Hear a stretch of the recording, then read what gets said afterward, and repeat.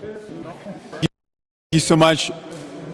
We're here in Neskantaga First Nations, and I want to thank the Chief and Council, the community for their hospitality, for their warm welcome, for showing us and letting us into their homes and into their lives. I was thinking about what I wanted to say to you today, and I was thinking about the suffering that we heard from today and the pain. And I thought, what's worse than not having clean drinking water? What's worse than having moldy homes and not access to quality housing? What's worse than suffering this way?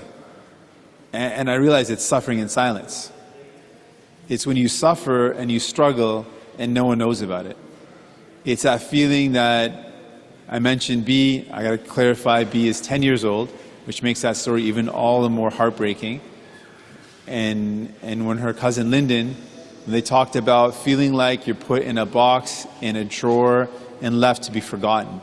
That's what Indigenous communities have felt like for so long. They're suffering in silence. They're dealing with the injustice of colonialism, and no one knows, and no one cares. And so today, we heard from so many people who said, let people know our stories. Let people know what we're going through. Let us not suffer in silence, and then let's work towards justice. And that's what we're here to do. That's what we're here to do.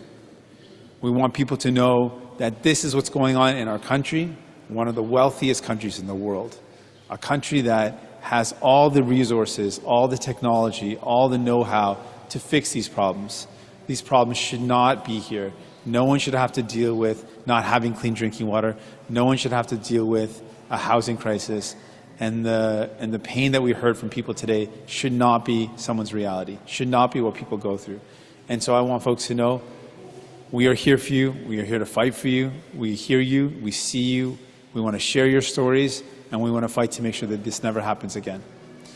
And I think previous Chief Chris Moonias said, I expect you to fight for me, and I want you to know you can expect that and more from us.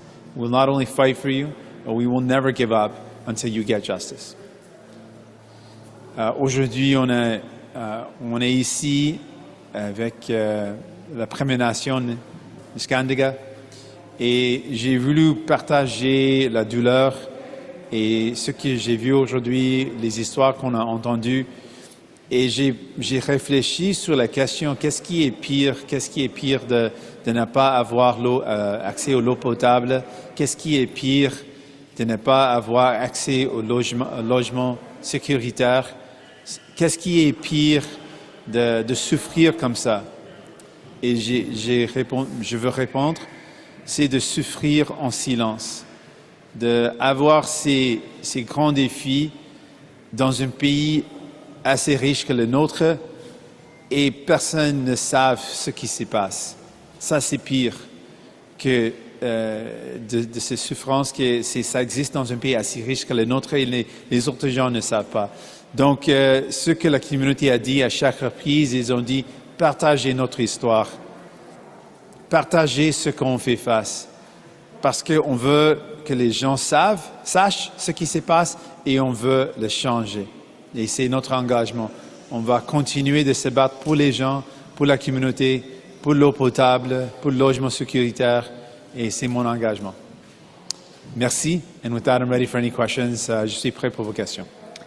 We'll go first question, Annie Bergeron-Oliver from CTV News.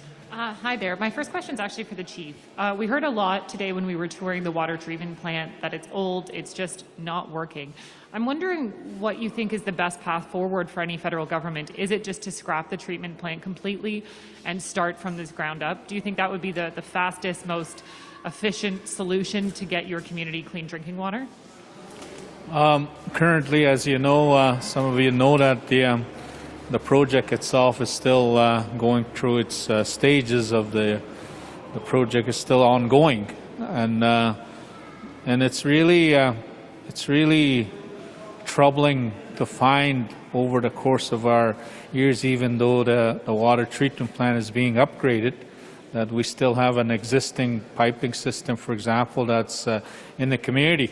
And all too often in our community, we're experiencing a lot of breakdowns in the system, where, for example, the water pressure in the system in certain parts of the community is not at a level it should be. And it's like when you're dealing with a situation where you put a new engine into an old body. That's pretty much what our situation is. I think it's important that if we truly want to deal with these issues, the issue about water, clean access to clean drinking water in our community, there needs to be a way to try to do that. And I think in our last evacuation in December of 2000, this past year, the community had one of those demands that they wanted the new system. Once and for all, a new system that's going to generate the necessary clean, safe drinking water in the community. And that still is the demand of the First Nation.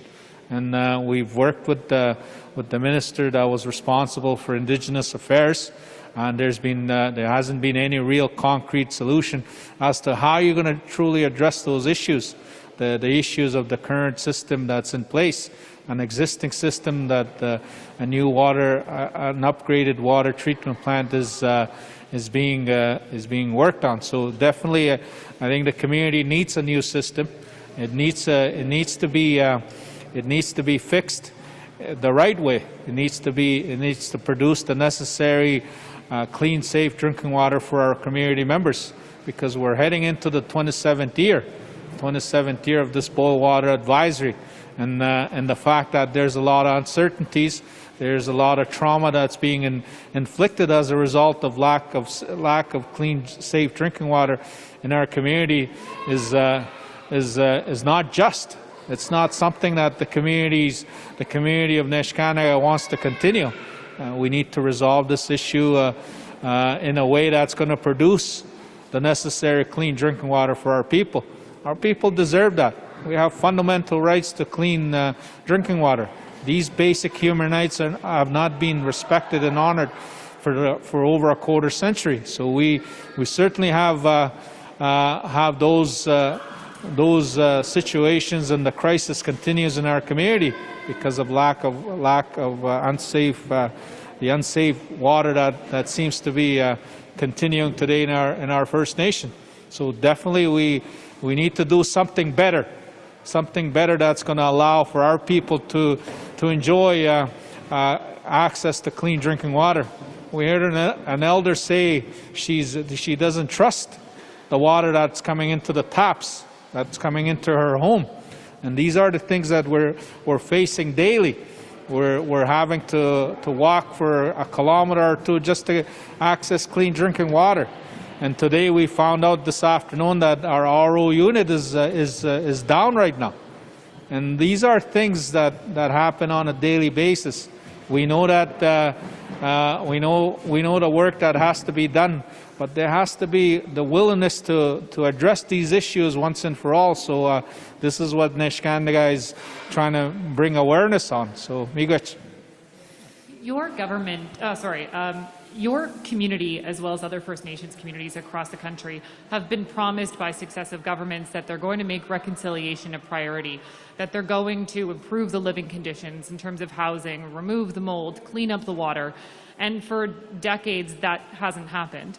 How confident are you that this next government, whoever it is, will have the political will, as I've heard many people today talk about, that any government elected on September 20th will have the political will to make the changes that your community and others are crying out for?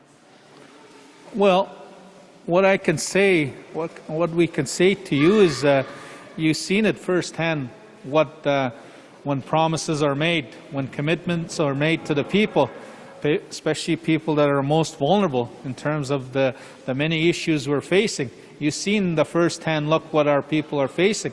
Those are promises that have not been kept, that have not been delivered to our community. You heard an elder talk about the mold issues in an elderly complex. You heard another community member talk about how difficult it is to lose young ones to suicide. And then there's a lot of promises that always get made during an election campaign.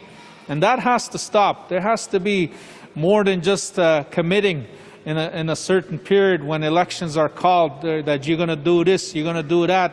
That's why we've been calling on the all federal parties that are running to be prime minister, that are running to be the governing party of this country, to truly mean what they say, to truly say that we're going to address the issues that your community and other communities in Canada are facing, like clean, safe drinking water, like the housing crisis, like the mental health issues. Like you heard a mother, a young mother that lost her loved one, her child, her 14-year-old daughter in 2016, because she was getting water.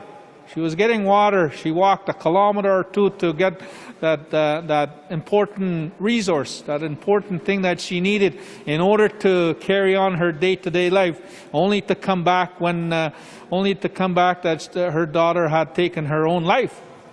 That's unacceptable. That's not right. That's not something that Canada should be sitting idle, where they continue to say that we're going to do this for you. We're going to do this for you. That's what we always hear when the election campaigns begin, and we want things to change.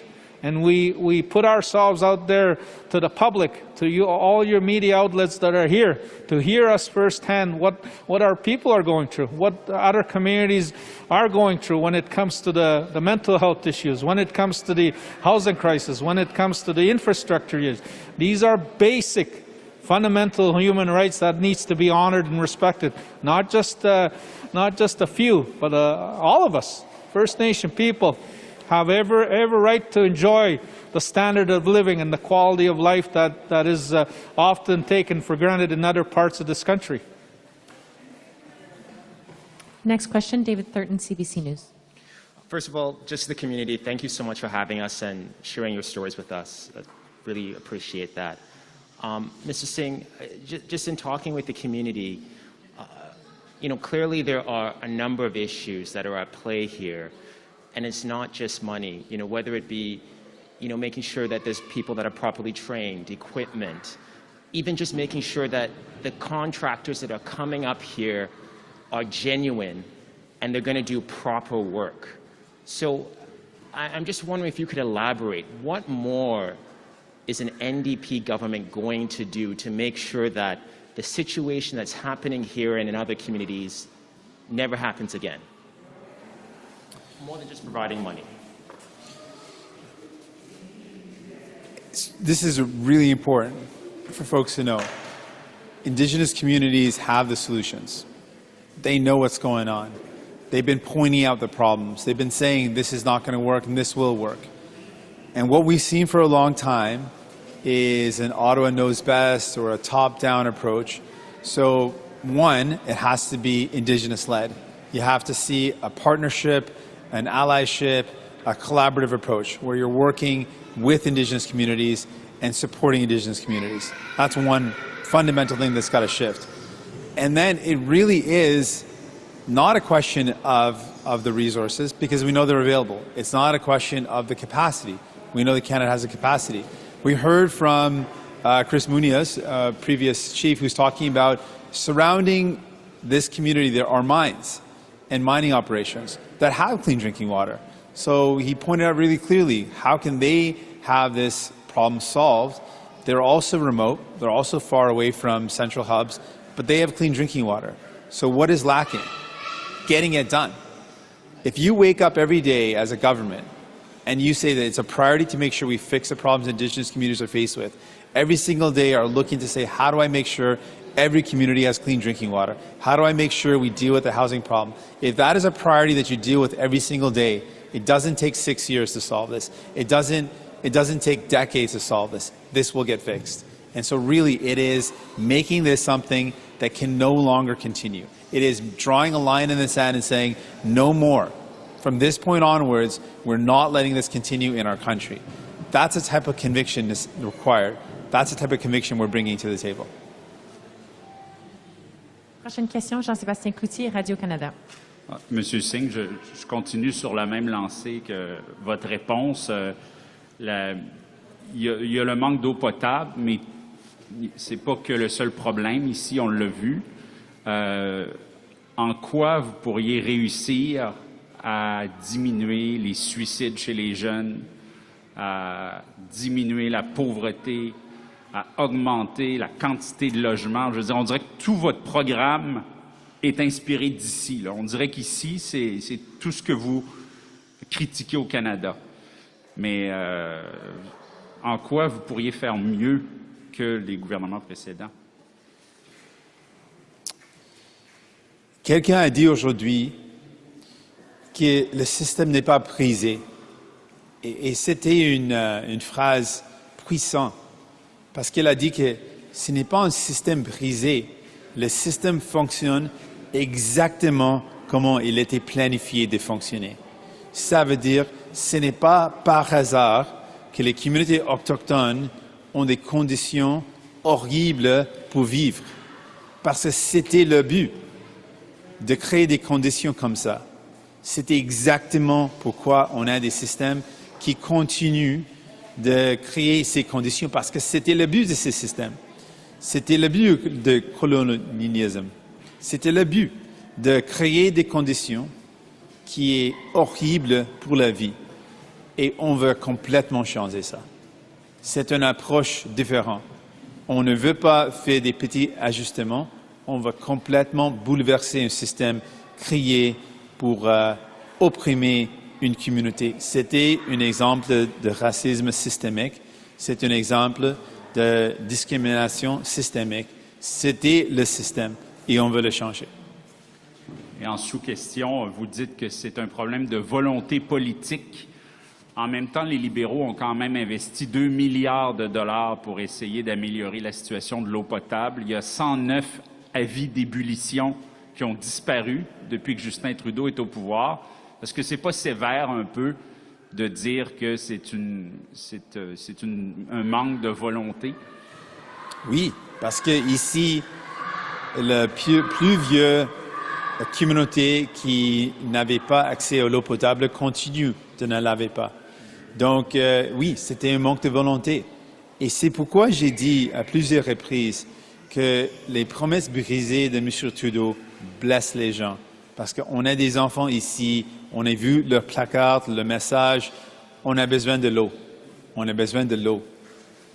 J'ai jamais dans ma vie vu un enfant de 12 ans, de 10 ans, avec un placard qui dit « j'ai de l'eau, j'ai besoin de l'eau ». J'ai jamais vu ça dans ma vie. C'est ici qu'on voit ça. Et c'est ici qu'on voit ça. Et c'est pourquoi on doit agir. Et c'est exactement un manque de volonté politique. Et c'est quelque chose qu'on va changer. Et c'est quelque chose pour laquelle on est ici, pour montrer ce qui se passe, pour montrer que ça doit changer. Yeah, I mean, I've never, like, outside of my political life, I've never seen kids with signs saying we need clean water. Like, when would you ever see a kid holding up a sign saying we want clean water? We drove by a school, an elementary school, and kids had signs up saying we want clean water, we want clean drinking water, we want water. That is a heartbreaking image when you think about it. Like, what kid should not be having to worry about that. That is not something that should enter into the mind of a child. There's lots of other stresses being a kid. There's lots of other things that they have to worry about, but that shouldn't be one of the things they worry about. And that is a stark and startling example of how bad things are. But that is why we've got to fix them. Next question, Karina Roman, CBC News. First, for Mr. Singh, you just gave an example, but I'd like you to give another example. We heard a lot of stories today, many very moving. If you had to just pick one that really encapsulates what your message is and why it's so important to, as you said, use your platform to bring attention, what story that you heard today moved you the most?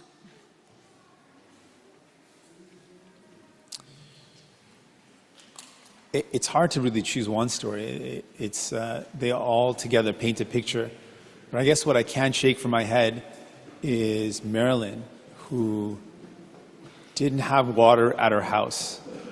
And that's really hits home because we saw the reverse osmosis center today that tested positive, meaning that it's no longer safe to drink.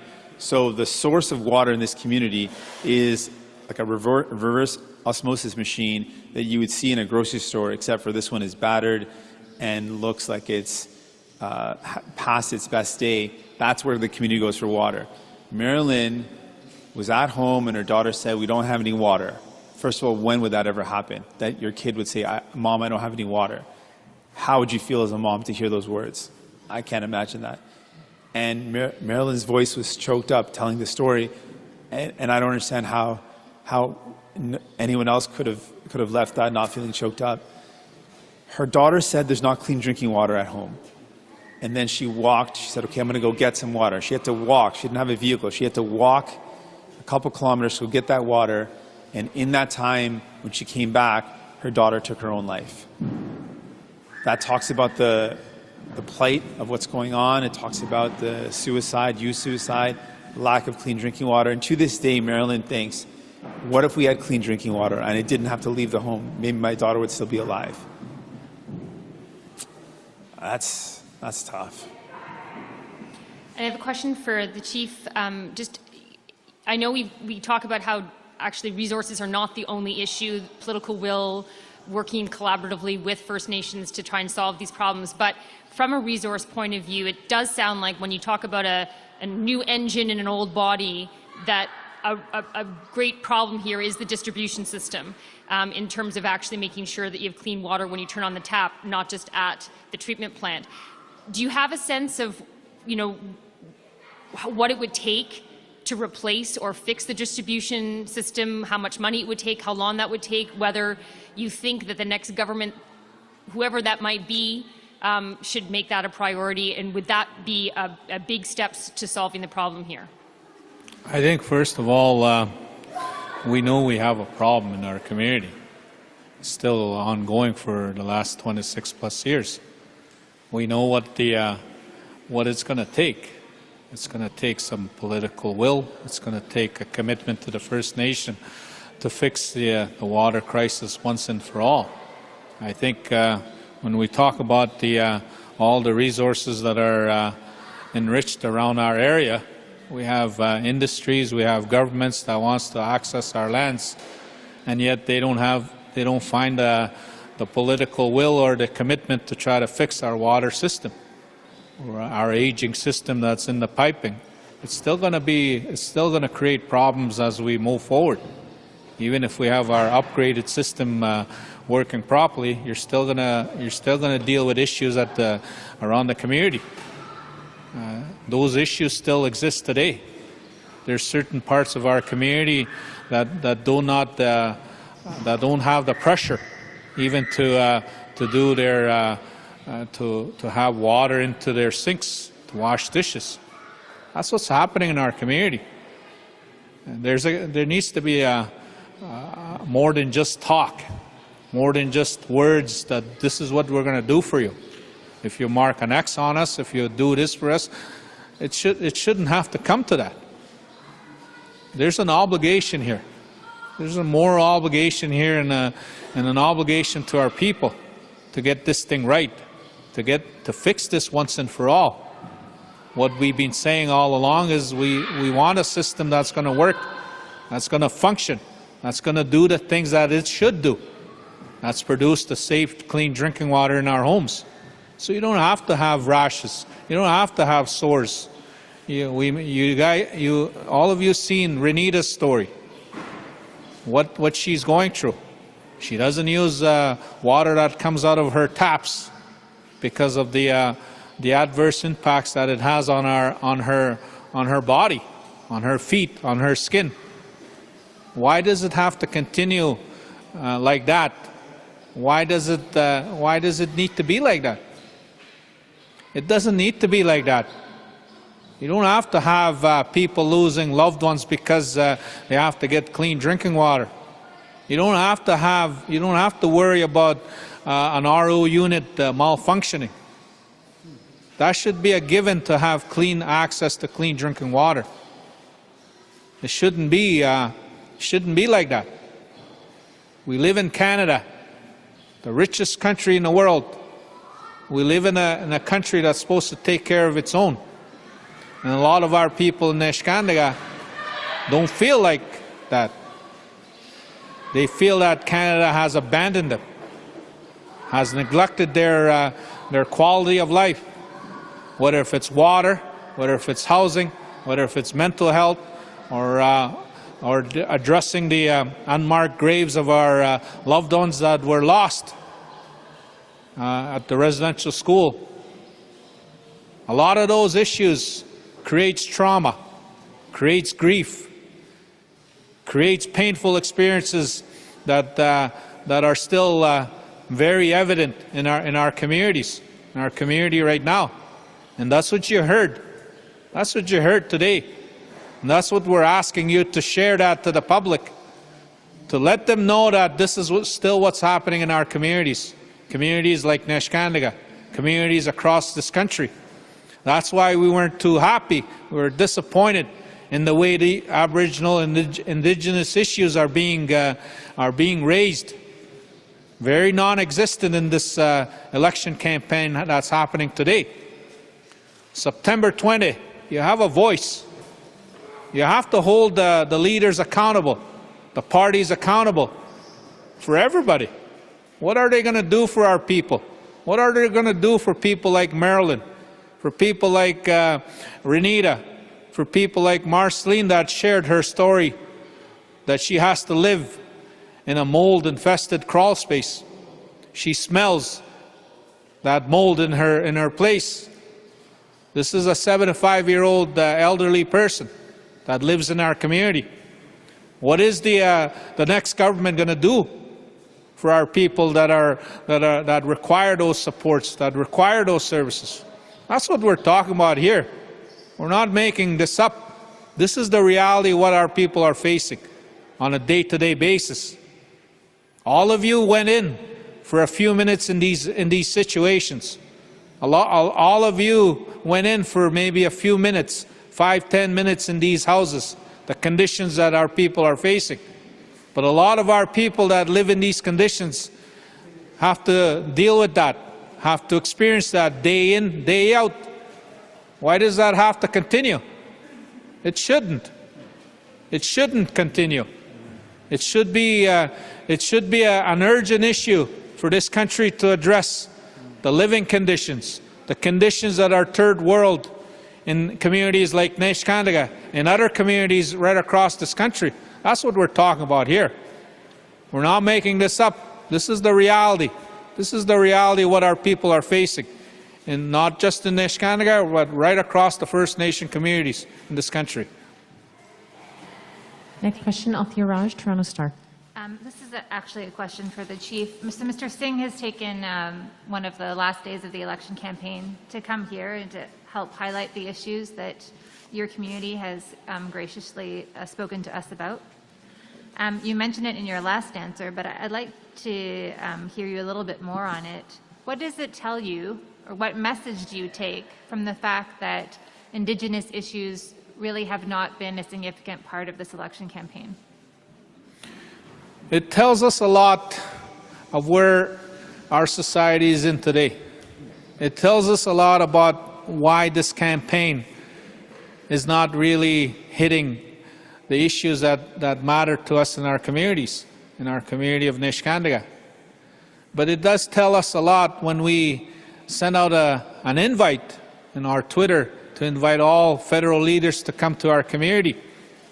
It tells us a lot that a federal leader is willing to come to our community, is willing to see firsthand what our people are dealing with, to hear the stories.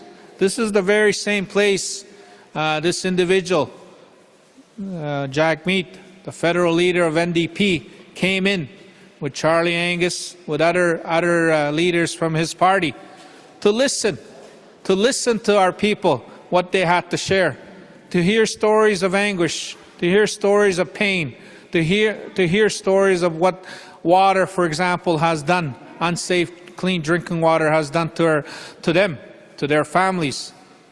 And it tells us a lot that this campaign, the campaign cycle that's in play right now, why our issues are not hitting the radar, why they're not being talked about, why our lives, the lives of our people, what they're struggling with, what they're going through, why it's not a priority. Regardless what color of party you belong to, lives do matter. Lives do matter in terms of the way we view ourselves in this country. We say that we're the richest country in the world. We take care of our own. We don't leave anybody behind. But a lot of times in our own communities, in our community like Neskantaga, that's what we feel. We're always at the wrong end of the whatever is happening. We're always being left behind. Our issues are being ignored. Why is that? Why can't our leaders that are running, the leaders that are running to be the next Prime Minister, the next governing party of this country, why are they not looking this way? Like places like Neskantaga, other communities that are facing water issue, housing infrastructure issue, mental health issues, the suicide epidemic that's creating a lot of pain and suffering in our communities, the many other issues that are facing our communities, our people. Why are they ignoring that? That's what's happening right now in our community. And we hope that with us putting ourselves out there to share our experiences, that will change a little bit. That will change a little bit to bring awareness, to bring these elected officials, these leaders that want to lead this country, to be aware of issues facing Neskantaga, facing issues in other communities. They need to look at the issues that are facing our First Nation communities. We're a part of this, supposedly this great country that we live in.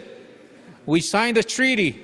We signed a treaty based on the, having that relationship, to be able to coexist, to be able to do things in a way that brings benefits, that brings sustainability even in our own communities, even to work as true partners. And we don't see that today. And yet our First Nations, and our First Nation, for example, the industries and governments want to access our lands. They want to go into our areas. They want to profit. They want to exploit our own resources, the resources that belongs to our people. And yet, when we talk about issues about clean water, when we talk about issues of the overcrowded housing issue, the backlogs we have, the mental health issues, the other infrastructure issues, the many issues that our people are facing, those are ignored. That has to change. It has to change in a way that our people start to think that there is somebody, the government will listen to us. More importantly, the government will help us and will work with us to partner us in a way that we resolve those issues that we're facing today. I have a very short supplemental question. The Liberals, since 2015, from the tour, we've seen some of the investments that have been made in the community. The senior center, for example, the apartments that we saw, the new treatment plant.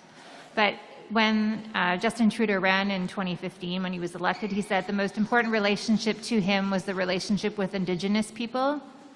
Do you still believe him, or do you believe him? The relationship between First Nations is very critical. It's very important. We believe that that relationship must also produce the necessary partnership and relationship that produces the standards, for example, the standards and the quality of life in our communities. Neskantaga is no different. We hear a lot of promises. We heard a lot of promises in previous elections. Our former chief Peter was saying to us about the many prime ministers that have gone through during the period of our BWA, which is 26 years now. And yet, a lot of our issues are still unresolved. Why is our water issue still an issue today? Despite the fact that we have there are some things that have occurred. We have an elders complex that was built in our community. There's other issues that we've been able to do, but there's so much more that needs to be done in our communities to close that gap that is required, to bring the standard of living in our communities, to be able to do the things that's required that oftentimes is taken for granted in other parts of this country. We need to do those things. And there needs to be more than just promises, more than slogans, more than just saying things to the public or to us. There needs to be more to that. There needs to be real commitment. Real action takes real will. And that's what we're asking for in this next government that's going to form this country. There needs to be more than just words. Real action is what we need. Next question, we have Minaka Raman Williams from the Globe and Mail. Hello, I also have a question for the Chief. You talked today about how not having clean drinking water is tied to many other problems in your community as well. And so I wanted to ask you if people did have clean drinking water and if they did actually trust what comes out of their taps, how do you see that changing their day-to-day lives in this community? What I can say first on your question is about we all know, you heard firsthand some of the things that our people are facing, about the trauma, the grief, the pain, all the things that have gone in their personal lives and their families. We know that we have some work to do when that day comes where clean, safe drinking water is provided to our community.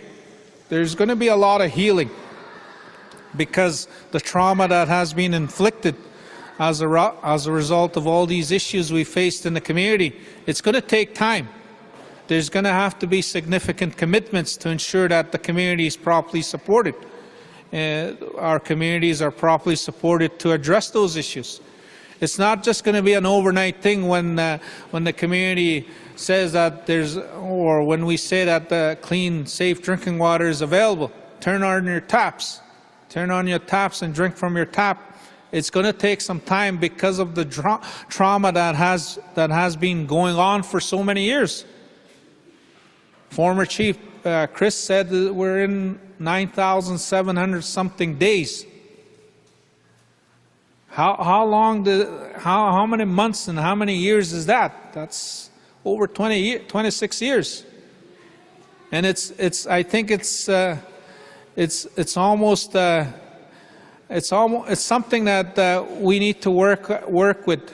We need to work with our people to ensure that there's proper healing in place, healing supports that's going to address the trauma, the long-term trauma that's been inflicted as a result of access to clean drinking water. And this ties in with the other stuff, the social conditions of our community.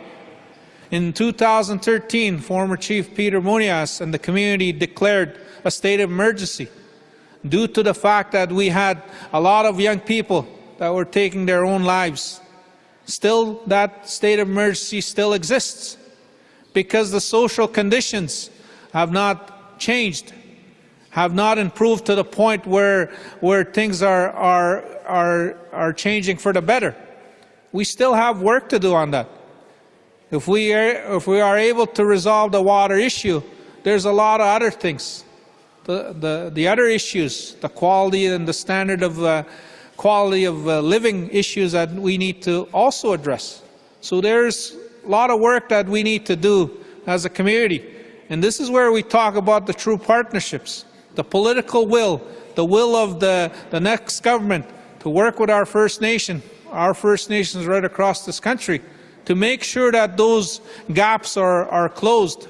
Those gaps are like clean water, the standard of living, the quality of living in our communities are improved to the point where we don't have to hear people like Renita saying that she worries about the water that comes out of her taps that's going to produce rashes, that's going to have an adverse impact on her skin. So we don't have to hear people like Marceline. We don't have to hear people that that share their stories. There's work to do, and that's what we're going to be seeking for with the next government that's going to form and lead this country. Miigwech. Next question, Kelly Malone, Canadian Press. This is also for you, Chief. Thank you so much for having us in your community today.